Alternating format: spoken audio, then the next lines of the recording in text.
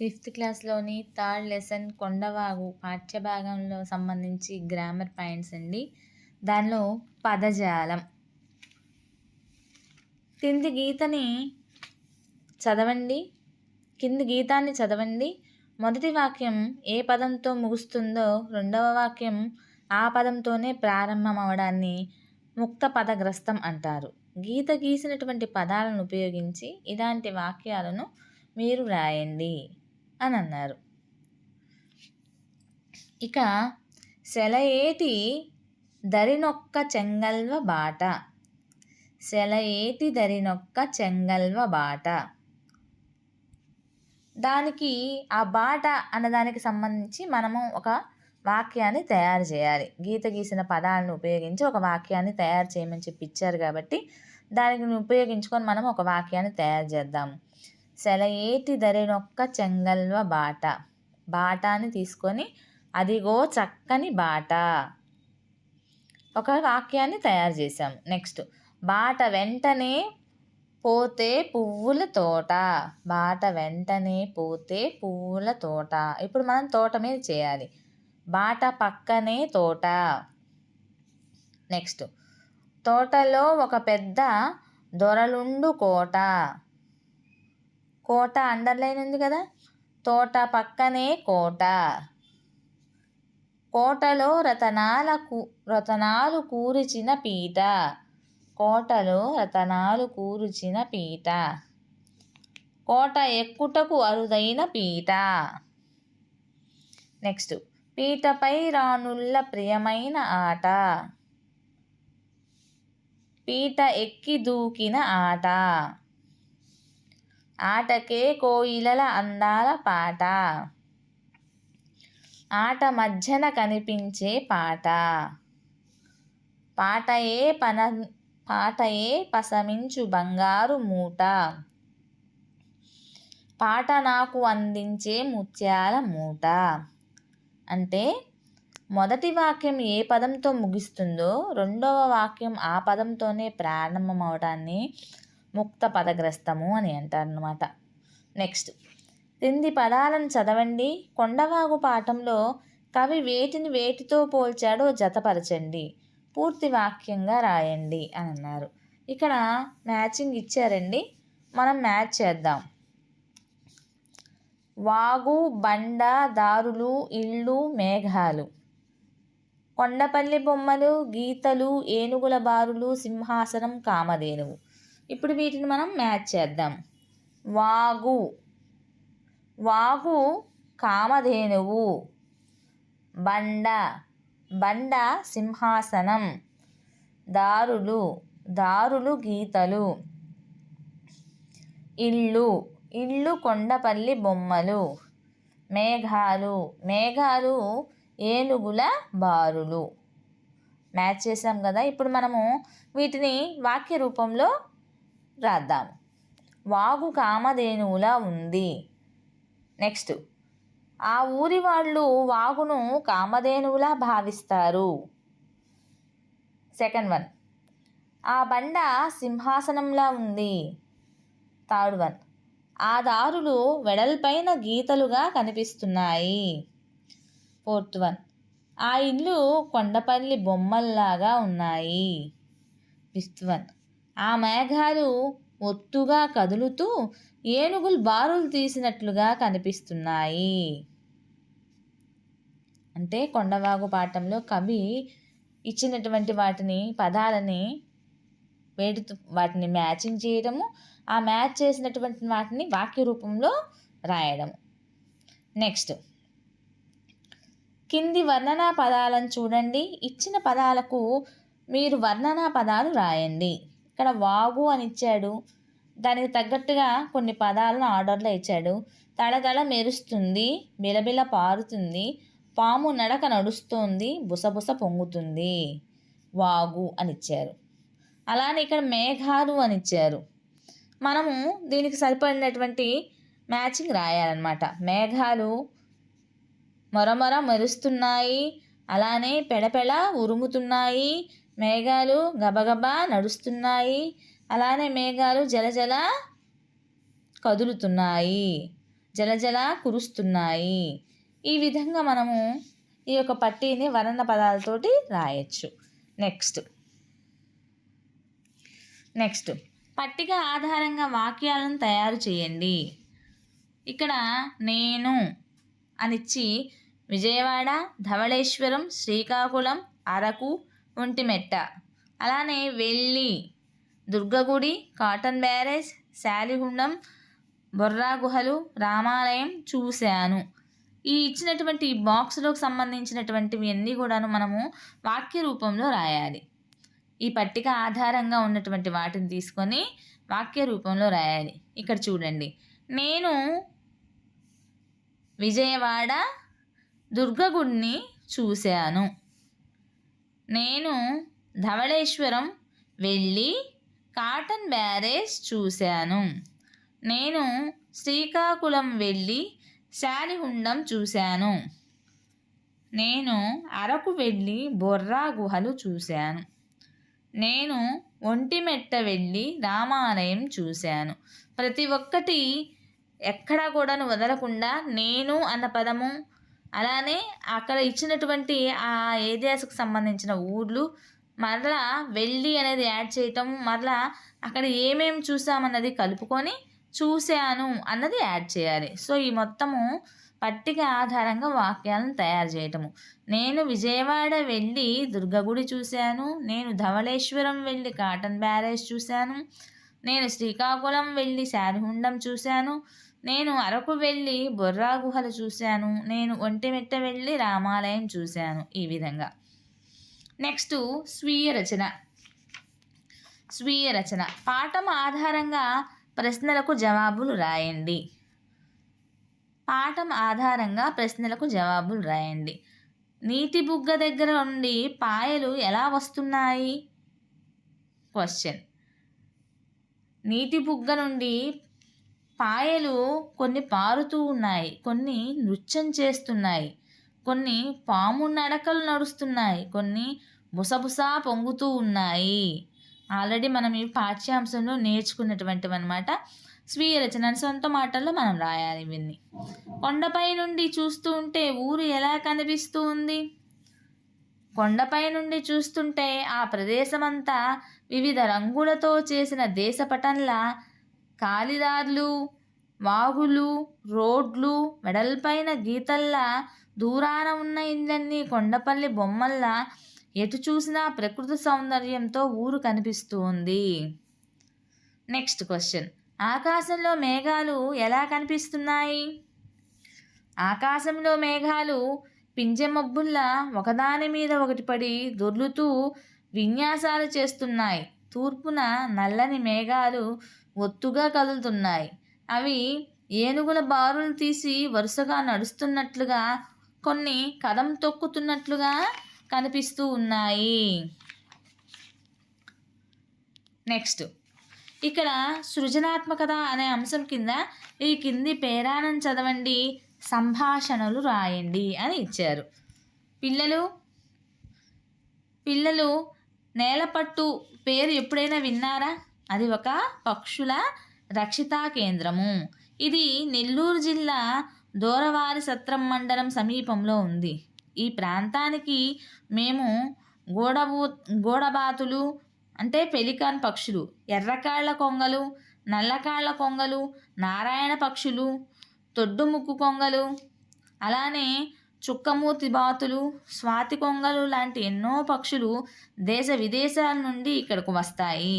అందులో గోడబాతులు అక్కడ చెట్లపై గూళ్ళు కట్టి గుడ్లను పొదిగి పిల్లలను చేస్తాయి. ఇంతకీ మేమెవరమో చెప్పలేదు కదా, మమ్మల్ని సముద్రపు రామచిలకలు అంటే ఫ్లెమింగోలు అంటారు. ఫ్లెమింగోలని సముద్రపు రామచిలకలు అంటారు. గుర్తుపెట్టుకోవాల్సినటువంటి అంశము. మేము చాలా అందంగా ఉంటాము. మేమేంటో మీకు కాదు పెద్దలకు కూడా మేమంటే మీకు కాదు పెద్దలకు కూడా ఇష్టమే.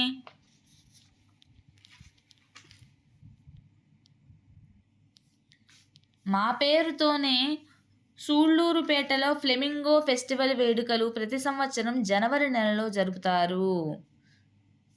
మా పేరుతోనే సూళ్ళూరుపేటలో ఫ్లెమింగో ఫెస్టివల్ వేడుకలు ప్రతి సంవత్సరం జనవరి నెలలో జరుపుతారు. గుర్తుపెట్టుకోవాల్సినటువంటి అంశము.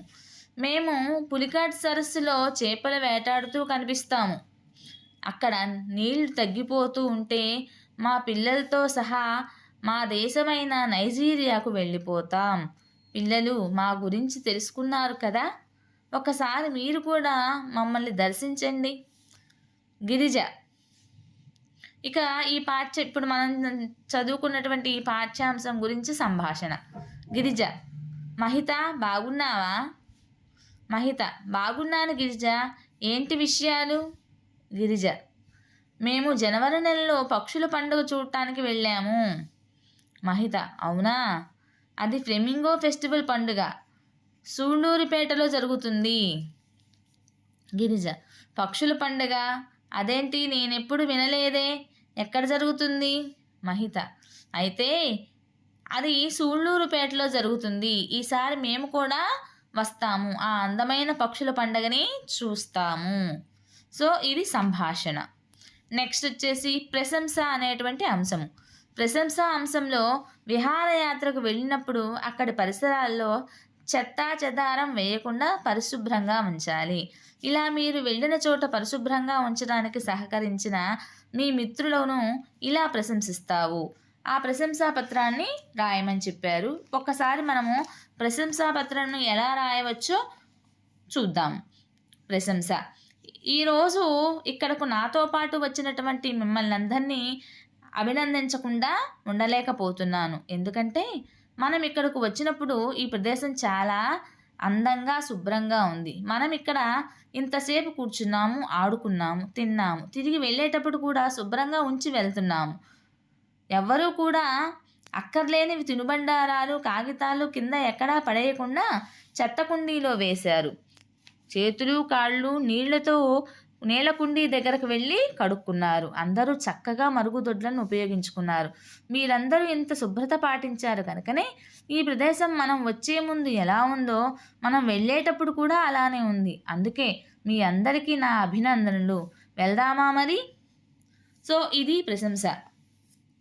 నెక్స్ట్ భాషాంశాలు. కింది పేరాను చదవండి. రాజశేఖరం కొడుకు విజయ్. అతను పెద్ద చదువులు చదువుకున్నాడు, మంచి ఉద్యోగం చేస్తున్నాడు. తన తాతగారిని చూడటానికి సిద్ధాంతం గ్రామానికి వచ్చాడు. తాతగారి ద్వారా గ్రామ పరిస్థితులను తెలుసుకున్నాడు. అమ్మ చెప్పిన మాటలు గుర్తుకు వచ్చాయి. తన గ్రామానికి సేవ చేయాలనుకున్నాడు. గ్రామంలోని పాఠశాల, వైద్యశాల, చెరువు మొదలైన వాటిని చూశాడు. వాటికి మరమ్మతులు చేయించాడు. ఆ ఊరిలో ఒక కాలువ ఉంది, దాన్ని బాగు చేయించాడు. ఆ ఊరికి మంచి రహదారి వేయించాడు. గ్రామ సమస్యలు చాలా వరకు పరిష్కరించాడు. వీటిలో అయితే వ్యక్తుల పేర్లు, ఊర్లు, అలానే వస్తువుల పేర్లు, ప్రదేశాల పేర్లు, ఇలా పేర్లను తెలిపే పదాలనే నామవాచకాలు అంటారని తెలుసుకున్నాను కదా. ఇప్పుడు కింద వాక్యాలను చదవండి, నామవాచకాలను గుర్తించండి, వాటి కింద గీత గీయండి అన్నారు. కింద వాక్యాలను ఇచ్చారండి, వాటిలో నామవాచకాలు ఏవి అన్నది మనం గుర్తించాలి. ఫస్ట్ వన్, సరళ మామిడి పండు తింటుంది. మనం ఆల్రెడీ పైన చెప్పుకున్నామండి, వ్యక్తుల పేర్లు, ఊర్ల పేర్లు, వస్తువుల పేర్లు, ప్రదేశాల పేర్లను నామవాచకాలుగా గుర్తిస్తున్నాము. సో ఇక్కడ మనం ఈ వాక్యం చదువుకొని వాక్యంలో ఏమున్నాయో గుర్తిద్దాం. సరళ మామిడి పండు తింటుంది. ఇక్కడ పేర్లు, సరళ అన్నది పేరు, సో ఇది నామవాచకము. మామిడి పండు అన్నది కూడా పేరు. ఏం పేరు? అది ఒక వస్తువు పేరు కానీ, లేదంటే ఒక ప్రదేశం పేరు కానీ, ఊరు పేరు కానీ, లేకపోతే వ్యక్తుల పేరు కానీ, ఏదైనా సరే కానీ పేరు కాబట్టి అది మామిడి పండు, అది నామవాచకము. సరళ మామిడి పండు తింటుంది అన్న వాక్యంలో సరళ మామిడి పండు అన్నవి రెండు కూడాను నామవాచకాల కిందకే వస్తాయి. నెక్స్ట్, కరీం సెలవులకు పాలకొల్లు వెళ్ళాడు. ఇక్కడ కరీం నామవాచకము, పాలకొల్లు అన్నది కూడా నామవాచకమే, ఎందుకంటే అది ఊరు పేరు కదా, ఊరు పేర్లు నామవాచకం కిందకు వస్తాయి. ఇక్కడ చెల్లాయమ్మ అడవికి వెళ్ళి విస్తరాకులు తెచ్చింది. చెల్లాయమ్మ, విస్తరాకులు అన్నవి నామవాచకాలు. నెక్స్ట్, శ్రీను వాళ్ళ నాన్నగారు కారులో తిరుపతి వెళ్ళారు. శ్రీను అన్నది కారు, తిరుపతి అన్నవి నామవాచకాలుగా చెప్పుకోవచ్చు అనమాట. క్రింది పేరాను చదవండి. నేను గ్రామానికి సేవ చేస్తే దేశానికి సేవ చేసినట్లే అని మా అమ్మ ఎప్పుడూ చెప్పేది. అమ్మ మాటలు నేను శ్రద్ధగా వినేవాడిని. తన మాటలు నా మనసులో నాటుకున్నాయి. ఆ మాటలే నా ఔదార్యానికి బాటలు వేశాయి. నా గ్రామానికి సేవ చేయాలనే సంకల్పం కలిగింది. మీరు కూడా మన గ్రామానికి సేవ చేయడానికి ముందుకు రావాలి. పై పేరాలో గీత గీసిన పదాలను గమనించండి. ఇవన్నీ నామవాచకానికి బదులుగా వాడారు. వీటిని సర్వనామాలు అంటారు. పై వాక్యంలో నేను, నా అన్నవి ఉన్నాయి చూసారా? నేను అన్నది నామవాచక రూపం, నా అన్నది విశేషణ రూపం. కాబట్టి నేను, నా, నీవు, నీ, తాను, తన, తాము, తమ, వారు, వాళ్ళు, అవి, వాని, వాటి, మేము, మా, మనం, మన, మీరు, మీ, అతడు, వాడు, వాడి, అది, దాన్ని, ఇవన్నీ కూడాను విశేషణ రూపాలు. ఇక సర్వనామాలు ద్వితీయ విభక్తి రూపాలని ఈ విధంగా చెప్పుకుంటాము. నేను, నన్ను, మనం, మనల్ని, మీరు, మిమ్మల్ని, వాళ్ళు, వాళ్ళని, అవి, వాటిని, తాము, తమర్ని, నీవు, నిన్ను, వాడు, అతడు, వాణ్ణి, అతన్ని, అది, దాన్ని, ఈ విధంగా చెప్పుకుంటామన్నమాట. అయితే నేను అన్నది నామవాచక రూపము, నా అన్నది విశేషణ రూపముగా ఎట్లయితే చెప్పుకుంటున్నామో ఇక్కడ కింద ఇచ్చారు చూడండి ఒకసారి. కిరణ్ గ్రామ సచివాలయంలో పని చేస్తున్నాడు. ఆయన కార్యాలయం నుండి సాయంత్రం ఇంటికి వస్తాడు. ఇక్కడ ఆయన అన్నది సర్వనామం. రెండవది, రాణి దివ్య స్నేహితులు, వాళ్ళు కలిసి ఆటలు ఆడతారు. ఇక్కడ వాళ్ళు అన్నది సర్వనామం. అలానే మేరీ పాటలు పాడుతుంది, ఆమె పాటల పోటీలో బహుమతి గెలుచుకుంది. మేరీ అన్నది ఇక్కడ సర్వనామం. లంబసింగి అందమైన ప్రదేశము, అది చాలా చల్లగా ఉంటుంది, అది అన్నది ఇక్కడ సర్వనామము. ఇక ధారణ చేద్దాం అన్న దానిలో పద్యం ఒకటి చదువుదాం. ఆంధ్ర భాష అమృతమాందాక్షరం పద్యం ఇక్కడ చదువుదాం. జనని జనకుల గొలుచుట తనయునకు ముఖ్యమైన ధర్మము జనని. తల్లిదండ్రుల్ని సేవించడం కంటే కుమారునికి మరే ఇతర ముఖ్యమైనటువంటి ధర్మం అనేది లేదు. జనకుల గొల్చుట కంటేను తనయును కభ్యధికమైన ధర్మము గలదే. పిల్లలు తల్లిదండ్రుల్ని సేవించడానికి మించినటువంటి ముఖ్యమైన పని అనేది మరొకటి లేదు. జనని జనకుల గొలుచుట తనయునకు ముఖ్యమైన ధర్మము జనని. జనకులు గొల్చుట కంటేను తనయునకు అధికమైన ధర్మము గలదే. కాబట్టి తల్లిదండ్రులు సేవించడం కంటే కుమారులకి ముఖ్యమైనటువంటి ధర్మం అంటూ ఇంకేమీ ఉండదు. పిల్లలకు తల్లిదండ్రులు సేవించడానికి మించినటువంటి ముఖ్యమైన పని మరొకటి లేదు అని చెప్పి శ్రీనాథుడు తన పద్యం ద్వారా తెలియపరుస్తున్నాడు. అలానే ఈ పాఠ్యం కనుక మీకు నచ్చినట్లయితే, ఈ వీడియో మీకు నచ్చినట్లయితే సో ప్లీజ్ లైక్ చేయండి, షేర్ చేయండి, సబ్స్క్రైబ్ చేయండి, అలానే సపోర్ట్ చేయండి. మీ అమూల్యమైనటువంటి సపోర్ట్ వల్ల మేము ఫర్దర్గా మరిన్ని వీడియోస్ని అప్లోడ్ చేయడానికి అవకాశం ఉంటుంది. మీలాగనే ఇంకో 10 మంది సబ్జెక్ట్ని నేర్చుకోవడానికి అవకాశం ఉంటుంది. సో ప్లీజ్ వీడియో లైక్స్ ఇవ్వండి, సబ్స్క్రైబ్ చేయండి, సపోర్ట్ చేయండి టీచర్స్.